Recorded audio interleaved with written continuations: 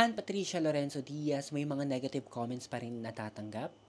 Is candidate number 13. 2 months ago, Ann Patricia Lorenzo Diaz finally crowned as our Miss International Queen Philippines 2025. And after so many attempts, ang kanyang inaasam na corona ay napasa kanya na.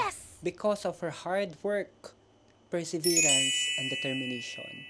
Nakuha niya na ang MIQ Philippines crown. This is Ann Patricia Lorenzo, your queen from Manila! May mga tao talagang natutuwa sa kanyang determination na kahit anong trials, hindrances pa yan, hanggat hindi pa niya naabot ang kanyang pangarap, hindi talaga siya susuko. At yun ang pinakita ni Ann Patricia Lorenzo Diaz. Pero may ilan rin talagang hindi pa rin talaga matanggap ang kanyang pagkapanalo. Kasi hanggang ngayon, panay negative comments pa rin ang mga natatanggap ni Ann Patricia Lorenzo Diaz sa kanyang mga social media, na kahit na ongoing competition na ang Miss International Queen Pageant in Thailand, panay batikos at negative comments pa rin ang kanyang natatanggap. Pero hindi susuko si Ann Patricia Lorenzo Diaz na kahit na may mga negative comments siyang natatanggap, ilalaban niya hanggang dulo ang Pilipinas.